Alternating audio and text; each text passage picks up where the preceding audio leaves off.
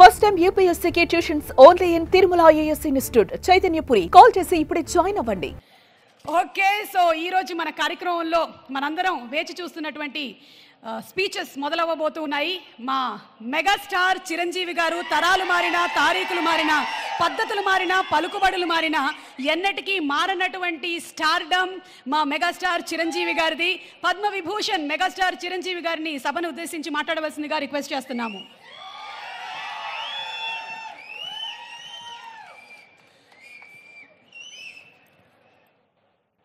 గౌరవనీయులు మన ప్రీతమ ముఖ్యమంత్రి శ్రీ రేవంత్ రెడ్డి గారికి, అలాగే మంత్రివర్యులు టూరిజం మినిస్టర్ జూపల్లి కృష్ణారావు గారికి, ఇతర శాసనసభ్యులకు, ఎంపీ పార్లమెంట్ సభ్యులకు, మా సీఎం రమేష్ గారికి, ఇతర ఆహ్వానితులకు, నాయకులకు, మీడియా మిత్రులకు, ఇక్కడ విచ్చేసినటువంటి ఆహ్వానితులకు, అలాగే ఇక్కడ పనిచేస్తున్నటువంటి కార్మికులకు, ప్రతి ఒక్కరికి నా హృదయపూర్వక నమస్కారాలు. ఈ ప్లేసు మీ అందరికంటే నాకు ముందు తెలుసు. 2000 సంవత్సరంలో రామ్దేవ్ ఇది ప్రారంభించినప్పుడు ఇక్కడ కొన్ని మొక్కలు పాంప్లెట్ వేసి మా ఇంటికి తీసుకొచ్చి, మీరు ఇల్లు కడుతున్నారు, ఏదైనా ఉపయోగపడుతుందో చూడండి అంటే వెంటనే ఎంత ముచ్చరేసిందంటే, ఎప్పుడో విదేశాలకు వెళ్ళినప్పుడు ఇలాంటి మొక్కలు, ఇలాంటి కళాకృతులు, ఇలాంటి అద్భుతమైనటువంటి సజీవ శిల్పాలు, జీవం ఉన్నటువంటి ఇలాంటివి చూస్తుంటే ఇలాంటివి మనం తీసుకెళ్ళిపోతే బాగుండే, వాడ షిప్లో తీసుకెళ్తే బాగుండే అని అంత టెంప్ట్ అయ్యేవాడిని. అలాంటిది ఇక్కడ హైదరాబాదులో ఈ శివారుల్లో ఒకటి లభిస్తుందంటే కనుక చాలా ఆనందంగా ఉంటుంది. రామ్దేవ్ ఫస్ట్ ఆఫ్ ఆల్ నేను కూర్చున్న చోట బయట కనపడకుండా నాకు ఏదైనా ఫెన్సింగ్ లాగా ఉండాలి, అలాంటి గుబురుగా ఉండకూడదు అంటే అక్కడ చక్కగా కొమ్మల్ని ఒక ఫెన్సింగ్ లాగా అల్లి పైన మాత్రం గ్రీన్ ఉండేలాగా పెద్ద స్క్రీన్ చేశాడు. అది ఇప్పుడు చూస్తుంటే కనుక ఎంత బాగుంటుందంటే బయట నుంచి చూసేవాళ్ళకి నేను జైల్లో ఉన్నట్టు ఉంటుంది, అన్ని కటకటాల్లాగా ఉంటుంది. అది అద్భుతమైన కళాఖండంగా నేను ఫీల్ అవుతుంటాను. అట్లాగే చాలా అద్భుతమైన చెట్లు కొన్ని మా ఇంట్లోనే పెట్టుకున్నాను. ఇవి ఎప్పుడో 2002లో 2003లోనో మా ఇంట్లో పెట్టుకున్నాను. అప్పటి నుంచి నాకు అంత ప్యాషన్. ఆ తర్వాత ప్రతి క్షణం ఈయన ఎదుగుదలను చూస్తూ వచ్చాను. ఎక్కడ నాకు ఈయన రామ్దేవ్ ఒక వ్యాపారవేత్తలా కనబడ్డాడు, ఒక కళాకారుల్లా కనబడతాడు. అందుకే నా మనసుకి అత్యంత దగ్గరగా అయ్యాడు. ఆ తర్వాత ఏదైనా వస్తే కనుక చూస్తారా మొక్కలు అంటే, ఇదివరకంటే ఏదో వేలల్లోనో లక్షల్లోనూ చెప్పేవాడు, ఇప్పుడు కోట్లలో ఉందంట కదయ్యా. ఇప్పుడు నా సంపద అంతంత మాత్రమే ఉంది, కొనలేనేమో అన్నారు. కానీ చూడండి సార్, వస్తే మీరే టెంప్ట్ అవుతారు. ఇప్పుడు గౌరవ ముఖ్యమంత్రి గారితో పాటు అన్నీ వీక్షిస్తుంటే ఎంత టెంప్టింగ్ ఉందంటే, ఇవన్నీ మన ఇంట్లో పెట్టేసుకుంటే ఎంత బాగుంటుంది అనిపిస్తుంది. అంత అందంగా దీనికి కావాల్సిందని వ్యాపార దృక్పథం కాదు, కళాకారుల హృదయం, కళా హృదయం ఉండాలి.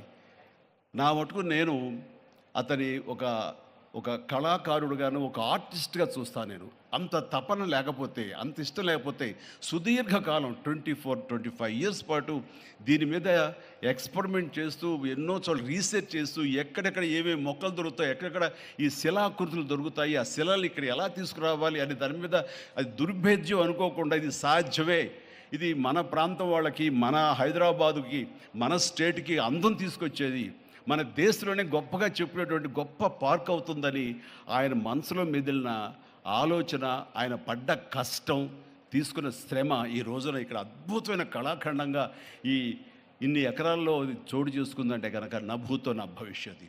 ఎవరైనా సరే అంత డబ్బులుంటే కనుక ఏం వ్యాపారం చేద్దాం, ఇంత స్థలం ఉంది కదా, దీన్ని ఎలా రియల్ ఎస్టేట్ చేద్దాం, దీన్ని ఏదో గవర్నమెంట్ వాళ్ళ మన్నలతో వాళ్ళ పర్మిషన్లతో తీసేసుకుని అక్కడ మనం మల్టీ స్టోరీ పెట్టుకుంటే ఆయన జీవితం కాదు కదా, తరతరాలుగా నిలిచిపోతాడు. అలా కాకుండా ఆయన కేవలం ఒక లోపల ప్యాషన్, చిన్నప్పటి నుంచి కాలేజీ రోజులో చదివే దగ్గర నుంచి, ఆర్ట్ కాలేజీలో చదువుతున్న దగ్గర నుంచి కూడా ఆయన మదిలో ఉన్నటువంటి ఆయన బ్రెయిన్ చైల్డ్. అలాంటి దాన్ని ఈ రోజున ఈ రూపం తీసుకొచ్చారంటే ప్రతి క్షణం, ప్రతి కార్నర్ ముఖ్యమంత్రి గారు చూసి ఎంత ముచ్చటపడిపోతున్నారంటే అంత ఇంత కాదు. ఎలా చేశారు, ఇది ఎలాగొచ్చింది, అది ఎలా వచ్చింది ఆయన అడుగుతున్నారు. నేను కొన్ని అడుగుతున్నాను. అడిగి ఇది షూటింగ్స్కి ఇస్తారా రామ్దేవ్ అని అడిగితే, ఇస్తానండి, కానీ ఫస్ట్ షూటింగ్ మీదైతేనే అన్నాడు. ఇప్పుడు నువ్వు ఆ మాట అన్నావు కదా, ఇప్పుడు కొత్తగా హీరోయిన్ని తీసుకొచ్చి ఆ అమ్మాయితో ఇక్కడ స్టెప్లు వేయాలంటే ఈ ఎండలో ఎలా ఉంటుందేమో తెలియదు, కానీ ఏదో చలికాలం అయినప్పుడు నెక్స్ట్ చలికాలం అయితే చేస్తానయ్యా అన్నాను. ఈలోగా వర్షాలు పడి ఇవన్నీ ఇంకొంచెం పచ్చగా ఉంటాయండి. 1 or 2 years లోపల ఇది అద్భుతంగా ఉంటుంది, కంటికి కనువింపుగా ఉంటుంది చెప్పేసి ఆయన చెప్తుంటే కనుక ఐ కుడ్ ఇమాజిన్. అట్లాగే ఇక్కడ వెడ్డింగ్ ప్లాన్ చేసుకోవచ్చు, వెడ్డింగ్స్ కానీ ఇతర రిసెప్షన్స్ కానివ్వండి, పలు ఈవెంట్స్, అలాగే ఐస్కి సంబంధించినటువంటి ఆ స్కేటింగ్ సంబంధించిన చేయాలని ఇలా ఎన్నెన్నో ప్లాన్స్ ఉన్నాయండి. అవన్నీ కూడా చేయగలడు, ఆ సామర్థ్యం ఉంది. అలాగే ప్రభుత్వం కూడా ఖచ్చితంగా సపోర్ట్ చేస్తారు, అందుకు సమాయుత్తమై ఉన్నారు ఆయన. అందుకనే ఎంతో బిజీగా ఉన్నారు సీఎం గారు. ఇవాళ చూస్తే కనుక మనుషులు ఇంటి చుట్టూ ఉన్నారు.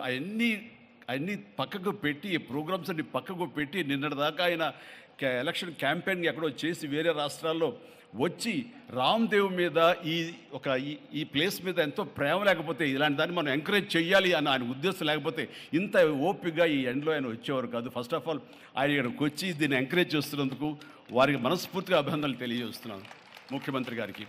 ఎందుకంటే అలాంటి వాళ్ళు అనుకుంటేనే, వాళ్ళ కళ్ళలో పడితేనే, వాళ్ళు ఇంప్రెస్ అయితేనే దీనివల్ల ఎంతోమందికి ఉపాధి కలుగుతుంది, ఇది ఎంతోమందికి కనువిందు కలుగుతుంది.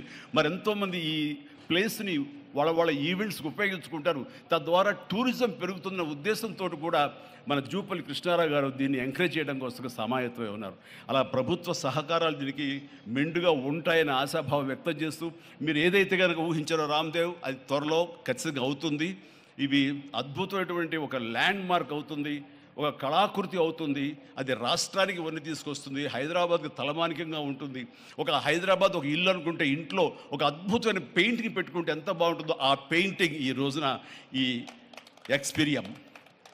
ఎక్స్పీరియన్స్ తోటి నేను చెప్తున్నాను, this will be a beautiful piece of art. అందుకని మరొకసారి వారికి నా హృదయపూర్వక ధన్యవాదాలు, అభినందనలు తెలియజేస్తూ ఈ అవకాశం వచ్చినందుకు అండ్ సీఎం గారితో నేను ఈరోజు ఈ ప్రోగ్రాంలో పాల్గొన్నందుకు నా సంతోషాన్ని తెలియజేస్తూ all the very best, God bless.